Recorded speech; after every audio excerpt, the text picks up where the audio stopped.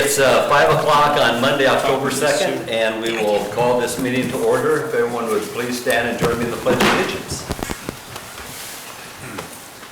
I pledge allegiance to the flag of the United States of America and to the republic for which it stands, one nation, under God, indivisible, with liberty and justice for all. Roll call, Deb. Brad? Here. Rodney? Here. Tyler? Here. Don? Here. Kathy? Here. Harley? Here. I would entertain a motion to approve today's agenda. So moved. Second. We have a motion from Harley, a second from Tyler. Any discussion? Vote please, Deb. Brad? Yes. Rodney? Yes. Tyler? Yes. Don? Yes. Kathy? Yes. Harley? Yes. Motion carried. Thank you. Today I'd like to thank Caitlin Haig. She's our videographer. And we certainly, on behalf of the city, want to send our condolences to the Al Schaddendorf family. Al was a longtime police officer here in Algona and retired, I believe, in 1989, and his funeral was this morning. So, and then a couple of other items. September the 23rd, we had the last call before fall that I believe got moved inside due to the weather, but I think that was still a success. And then a couple of days ago, we had our 75th Band Day celebration. We had good weather, a good turnout, and we just want to thank everyone who helped organize and participate in that event. And this year, there was even fireworks afterwards. So I know lots of people were there to enjoy that. So, council have anything they would like to share? Hearing none, we'll move to an update from Jacob, our city administrator. Just a couple items on construction projects as we wind down the construction season. Street projects are getting close to wrapping up, so on our mill and overlay, Durant Street and the library parking lot are only two sections yet to be paved, so all the concrete work is done, so that paving should take place this week, as well as the backfill and starting the seeding, so that project should be pretty much close to wrapping up, other than some minor touch-up things here by the end of this week. And then Finn Drive, half of that's paved as of last week, and they'll be paving the other half this week, and then backfilling, seeding, things like that, so that street will open up here later this month. But it's nice to have all the asphalt and the concrete work done. We're still having 90-degree days this late into the year. Anything else? Okay, very good, thank you. Agenda item number 7, a citizen's opportunity to address the council with any item that's not on the agenda. I don't see anyone here in the council chambers today that would like to speak. So we'll move to the consent agenda, and that includes approving our minutes from our last council meeting on September 18th and approve the bills to be paid this cycle. Move to approve. Second. We have a motion from Harley, second from Rodney. Any discussion? Vote please, Deb. Brad? Yes. Rodney? Yes. Tyler? Yes. Don? Yes. Kathy? Yes. Harley? Yes. Motion carried. Thank you. Agenda item number 9 is the second reading pertaining to, this is an ordinance pertaining to the Cassuth County Fairgrounds. With this ordinance that we looked at last month, this is to rezone the fairgrounds from Conservation District to Highway Service Business District. This will allow the fairgrounds to relocate their electronic sign and sell advertising on their sign. They figure it will generate approximately $100,000 to go towards the fair. There is a perpetual agreement restricting the use of the property. Once we rezone it to Highway Service Business District, if they ever try to sell it, it will revert back to Conservation District. We haven't heard anything from our last, right? No. So motion to waive second reading then. Second. Do you want to waive the second and third Can I reading? waive both? Yeah. Yes. I'll amend my motion then. There'd been some discussion, Rodney, the reason I say that, discussion at the last meeting when Ben was here, that if the council was willing to waive the second and third reading, then we could adopt it, Yeah, I just thought we had to waive second, then waive third, Yeah, go do through it- all, do but it if I can waive separately, we can second do it all and once. third. We can do it all at once, Okay, as great. long as it's Okay. Okay, as long as everybody votes for it. okay. We got a motion from Rodney, who, Yeah, I'll amend my motion to say waive the second and third. and third readings, okay. Second. And we have a second from Brad. Any discussion? Vote please, Deb. Brad? Yes. Rodney? Yes. Tyler? Yes. Don? yes, Kathy? Yes. Harley? Yes. Motion carried, thank you. Then we need a motion to approve the second and third readings. Second. We have a motion and a second to approve the second and third readings. Any discussion? Hearing none, vote please, Deb. Brad? Yes. Rodney? Yes. Tyler? Yes. Don? yes, Kathy? Yes. Harley? Yes. Motion carried. And motion to adopt the ordinance. Second. We have a motion and a second to adopt this ordinance. Any discussion? Hearing none, vote please, Deb. Brad? Yes. Rodney? Yes. Tyler? Yes. Don? yes, Kathy? Yes. Harley? Yes. Motion carried. Thank you. Agenda item number 10 involves a change in the language for contracts for the CDBG Upper Story Housing Grant. North Iowa Council of Governments was hired to provide us with general administrative services and technical assistance for the CDBG CV Upper Story Housing Grant. Iowa Economic Development has changed some of the language in the contract that we signed with NIACOG. The main thing is what's being removed. It says NIACOG shall remain all required records for a period of 5 years, beginning with the date of submission of final expenditures report or until audit findings have been resolved. And it will be replaced with NIACOG shall maintain records, including supporting documentation, for 3 years from closeout of the grant to the state of Iowa. And the reason for this is the state has to close the grant out with HUD, Housing and Urban Development Federal Program, and sometimes it can take 11 years to get that closed out. So NIACOG will have to hold on to those records until they hear that it's closed out with HUD, and then an additional 3 years. Wow.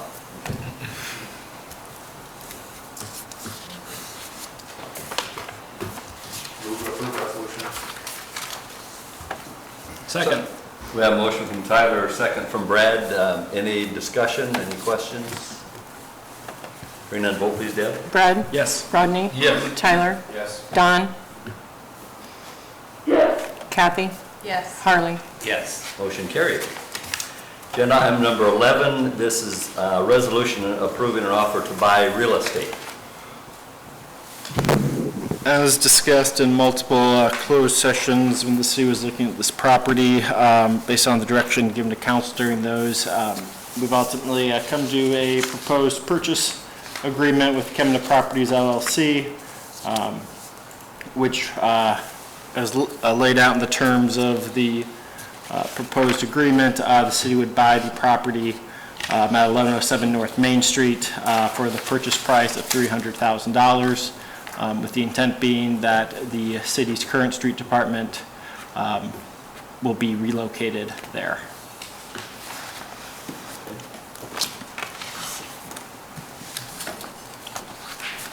As we discussed it, we've discussed it multiple times and agreed, so motion to approve the resolution to buy the real estate. I'll second.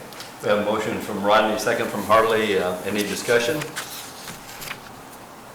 Other than to point out, as Rodney said, this is something that, a purchase like this, we've discussed extensively behind closed doors, so this isn't a spur of the moment thought. We put a lot of thought into it. Thank you for that. Yep. Vote please, Deb. Brad? Yes. Rodney? Yes. Tyler? Yes. Don? yes, Kathy? Yes. Harley? Yes. Motion carried, I think.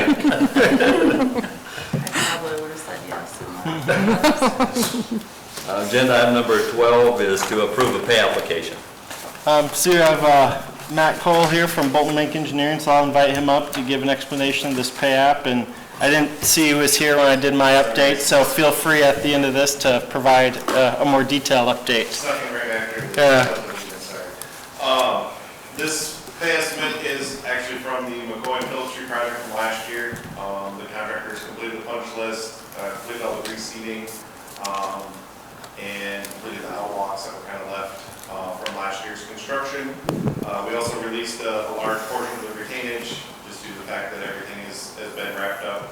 Still kind of waiting on the final seed growth, but I would expect in the next meeting or two to have the final pay estimate ready for this project as well. So I think of this work, about 13,000-14,000 of this payment was actual work completed, and the rest of it is retainage released from the project. So the estimate is for $201,138.43 to grade gravel and steel. Okay. Move to approve. Second. Motion from Harley, second from Tyler, to approve this pay application. Any discussion? Vote please, Deb. Brad? Yes. Rodney? Yes. Tyler? Yes. Don? Yes. Kathy? Yes. Harley? Yes. Motion carried. I can give a quick update on the rest of the projects. We actually paid the other half of Finn Drive today, so. Oh, good. Finn Drive is, the main line is paved out with the exception of the north tie-in to the highway, and they're planning on pouring driveways on the west side tomorrow and the east side the rest of the week. Planning on having all the concrete work done by Friday, Thursday or Friday, depending on the weather and all that good stuff. And then ready to go get right in there behind them and get backfilling and get ready for seeding for hopefully by next week we'll have it all wrapped up and seeded. The Illinois project is right on schedule with what Jacob said. So hopefully by the end of this week, early next week, the majority of that project is done and seeded, and we'll probably do some striping at the library. That could maybe linger into next week, but hopefully everything will be opened up sometime next week. So, once upon a time, when I've helped do some concreting, you allowed so many days before you really put any pressure on it. I take it modern road concrete must cure extremely fast with Yeah, so the we- patches they put in roads, how quick they Yeah, dry. we actually do maturity testing is what it's called. So we have multiple tests from the ready mix plant with this exact ingredient mixture of concrete. And we have, historical testing data that we verify every so often to make sure that our numbers are still matching with the ingredients that they're putting in their mix. And we stick probes in the concrete and throughout the day, and we test those probes for temperature and time, and with the maturity curve is what it's called. The time and temperature of the concrete determines when we can actually open it up for construction traffic, and we get it in less than 48 hours. Wow. Yeah. So, yeah, they're able to, we poured the other half on Tuesday, they were able to drive on it Friday and get everything ready for pouring today, and they drove all the concrete trucks down the pour they did last week today. So it went well, and they were done in 8 hours or so today. So, Good. yeah. So not to put you on the spots, but when, so Finn Drive might open when then? I would say by the time we get cure time on the driveways, because we gotta get the other lane, that important day cured out before the driveways. So that'll be end of the week before the driveways on the east side at San Juan. And then it'll be, a week worth of dirt work and seeding and all that, touching up the gravel behind the driveways, the ones that have gravel. I would say, not putting ready in a bad spot. End of next week at the very earliest, probably the following week. 15th or 20th or something like that? Yeah. Okay. Mid to late October, but the sooner the better. I know those businesses have had access from the backside. Obviously, Snap-on has Snap-on Drive, and Cretaceous and Cuisine have been using some temporary access that Reading built, but everybody's going to want to get back Sure. to famous and things. And It's just- all coming along. Yeah, nice to see it all coming to a finish, I should say. Yeah, But- and there's work out at the airport starting now, so. Yep. That project's moving along, moving dirt, moving this one. Good. Thank you very much.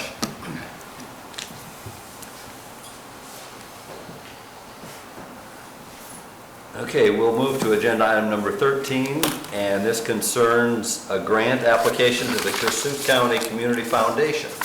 Yes, our practice in the last couple of years has been just to run these by council to approve submission of the grant applications. Community Grant Foundation's timeline was a little bit different this year. They moved it, they are now due October 15th, as opposed to when they used to be due in the spring.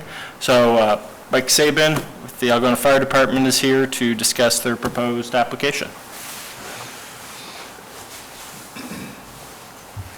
How's it going, everybody? A formal council. There you go. Welcome back. Yeah. So what we are looking at purchasing this year is we are looking to upgrade our cascade system. Does anybody know what that is? So, the cascade system is what we use to fill up our air tanks. Over the past probably 8 to 10 years, we have gone through and overhauled our entire air pack inventory. We used to have air packs that were rated at 2200 PSI. Those gave us about 20 minutes of airtime breathing. Over the past couple of years with our budget, along with the grant from the Community Foundation previously in city budget, we've been able to upgrade all 16 of them to newer technology, higher rated PSI, so these all come in at 4,500 PSI. That gives us a lot more breathing time, a lot more time to do what we need to do in situations. With that, the cascade system is what we use to fill those air tanks.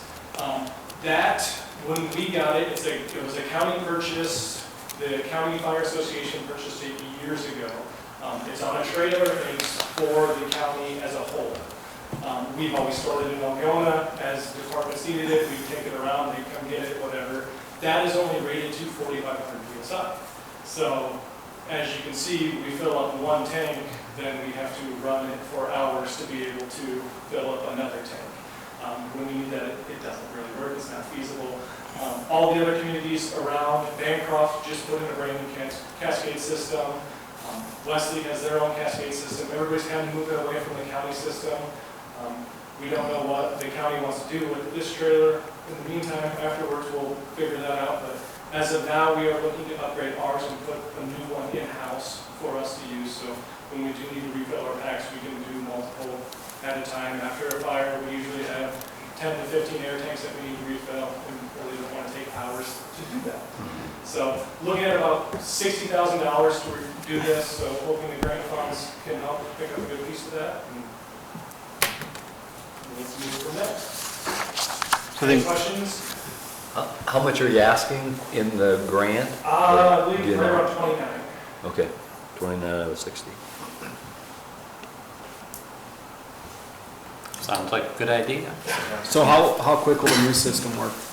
Like how fast will it take? Approximately 3 minutes to fill the tank. So our other system was we had a compressor on the trailer that would fill up the 8 cylinders in the cascade system. And if we wanted to compress more air, it would take hours to fill that back up. So we could fill up what we could, and then it would take hours to get that back up to pressure. So right now, if you go up, all of our cylinders are not full, which, I mean, what's the point of having a 4,500 PSI tank if we're only filling them to 3,000? So we really want to use our technology for what it's made for and what it's written to be. So yeah, right now, this new system has a 4-bank cascade, or 4 cascade tanks, and then an auto generator or compressor that will run constantly, so those will always be full. We can pull from it. It senses it kicks on. We don't have to pull it outside, start the generator, let it run all day to fill back up, pull it back in. So it'll be a big one. Sounds good. Yeah. Wow. So we didn't have this as a budgeted item, and for these community grants, usually with the timing of it, we were able to do our city budget knowing those grants were coming up, so we could kind of prepare for them that way. But, talk to the department and kind of the value, the need for this, and chance to, leverage a grant opportunity. I think it's worth the city, even though it's not, we'll take care of it in the budget if we get the grant funded, to make that match. Do we know the likelihood of getting the grant? Any grant's hard to predict, and I think especially these, because they've kind of changed their strategy on how they do awards in recent years, with trying to give fewer but larger dollar amounts. But traditionally, the city's done well, and with this being our only application this year, I hope we do well. Good, who wants to help, right? So, yeah. So, yeah, and thanks, Mike, for, Yeah. writing this for the city. Thank you, Mike. Move to approve the application. Motion from Harley, second from Tyler to approve this grant application. Any other discussion? Hearing none, vote please, Deb. Brad, Yes. Rodney, Yes. Tyler, Yes. Don, yes, Kathy, Yes. Harley. Yes. Motion carried, thank you. And before we adjourn, I just want to thank Chief Bo Miller for being in attendance at our meeting tonight. So, it is 5:20, and this brings us to the end of our printed agenda. I'd entertain a motion then to adjourn our council meeting. So moved. Second. We have a motion and a second to adjourn, so the meeting is adjourned. Thank you very much, everyone.